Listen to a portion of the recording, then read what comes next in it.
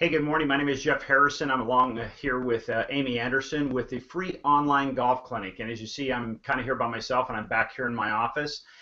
And we have an event going on this morning. I want to thank Amy online for taking care of that. Today, I want to talk a little bit about getting more distance. And the question comes from Mel, who said, hey, Jeff, I'd like to get more distance off the tee. I'm hitting the ball really well with everything, but when I get to my driver, I don't seem to get as much distance as I would like. So digging into this a little bit closer, Mel, let's talk about, hey, first of all, some of the, I'm going to say, predators of distance who kind of take distance away from you. So first of all, when you're not hitting the ball squarely, or let's say straight, that means when the club is not going down the path at impact with the club face square, you're losing distance because every degree the club face is open at impact and going across the line, those are lost yardages because you're changing the actual loft of the club when it hits the ball. The second thing is, where are you hitting the ball on the club face? Now, I'll let everybody in on a little bit of a secret. Mel was at our adult supervised practice session yesterday, and this was her specific question, but it's so relevant and it happens so often. I thought, let's make sure we talk about it today. So we were talking about where does she hit the ball on the club head. And as you look at this, obviously the driver has a really large face. So what we're going to do is we're going to make sure where to tee the ball. Now, using my hand as the ground, Mel was teeing this ball down rather low, okay? And so what happened is she was hitting the ball, and during her shot, she wasn't even touching the tee. So what does that mean? Well, it means that what's happening is she's hitting the ball really low here on the club face. That's way a long distance away from the sweet spot. Now, what is the sweet spot? Well, it's the most solid part of the club head that gives the most, I'm going to say, trampoline effect, little bounce when you hit the ball, as well as the most solid contact. So that's where the best spot is when you want to hit the ball. So what does that mean? Well, Mel, and for those of you teeing the ball really low, you need to tee it up higher. So when you tee this up, if you notice, I want to have it so it's about right, well, let's say about halfway up the club face. So what that means, Mel, is when you're looking, you want to see, after you tee the ball up, you want to see about half of the ball above the club head, where before it was more like this. So she had a real low trajectory. Now, Mel said, hey, that's great, because she immediately hit the ball a little higher and it carried further. She said, but I really like that roll that I'm getting with the other shot. Well, here's the downside of that. There's a pro and a con. If you're playing a golf course where the fairways are firm and fast and the roll is okay, there's not much long rough, things like that, or even the fairways aren't that furry, the low shot and just rolling it out is fine.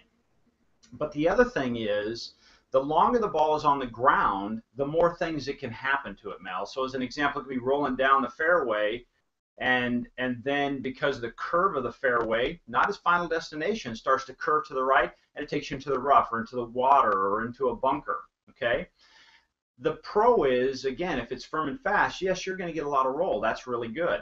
The other thing is, when you hit the ball higher, I think you're in better control off the tee, because now what happens is there are a lot of the golf courses out there, Mel, that have, let's say, a cross bunker, something in the middle of the fairway, or maybe you're going across a creek, or maybe hitting, I know Mel specifically, so she might play at Mission Hills Country Club here in Rancho Mirage, California, and maybe on a particular hole, she's got to hit it over a body of water. Well, in her current state of hitting the ball lower, it's not going to work very well because she's not going to get the time in the air to carry that. So here's the deal. When you move the ball up into the club face where it's your sweet spot, Mel, you're going to get more distance. Now, we saw this immediately when we had her on the driving range yesterday when she was playing golf, or when she was at the session. And at first she said, well, geez, I don't know if I like that because it's so high. Well, her trajectory, and I'm going to kind of give you an example, her trajectory, if this is where she was taken off, looked about like that, okay, when she used her normal tee up. When we changed, it looked like this.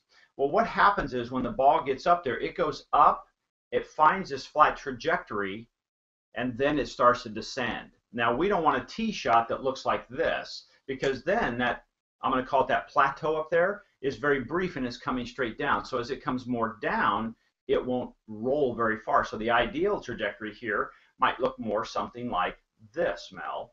Okay, we call that launch angle. When it hits the club face, what angle is it launching away from? Because then it gets up and it plateaus. So I would suggest, for those of you looking for a little more distance, first of all, make sure you're hitting the ball straight.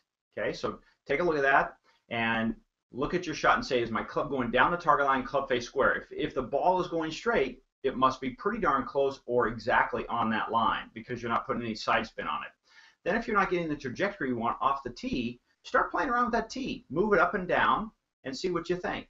And if you like that trajectory, start noticing where you tee that ball and enjoy your round. All right, so this is about, hey, getting a little more distance and knowing your trajectory. Thanks for joining me. Now, I want to encourage you to go over to our site called golfetiquette.tv. At that point, you can sign up for what we call our etiquette moments. These are weekly little programs. We have 1 or 2 minutes in length, and it helps you get an idea of the rules of golf. They're little vignettes. So, you know, if we're talking about, hey, there's a water hazard, we'll talk about how the rule applies and how you should handle it. And we do these in, like I say, 1 to 2 minute, maybe 3 minute vignettes, and we have over 100 of these. And so you just sign up, and then every week we'll send you out a new little vignette, and it'll work on the rules, etiquette, and also pace of play. Now, while I'm at pace of play, I'm going to talk about that for a second. First of all, we're not cattle. And as golf professionals, we're not cattle herders. So the idea is we want you to go out and have a good time playing golf, and that can be done without feeling rushed or pushed or hurried. So in these golf etiquette moments, we talk about all these things and how you can play faster without being rushed. And it's just some of these things you're going, geez, had I known that, that makes really good sense. And it comes from where to park the cart, to when your ball is across the fairway and you can't take your cart out there, what can you do to make sure that you're using your time wisely? So again, I'm going to invite you to go over to golfetiquette.tv, check that out. Up on the right-hand side of the web page, it just says here, sign up here for free weekly etiquette moments. Sign up there and enjoy. And I'd love to hear your feedback. Again, thank you for Amy and taking care of our kids this morning. I'll see you in a little bit. And my name is Jeff Harrison. Her name is Amy Anderson with the free online golf clinic. Thank you so much.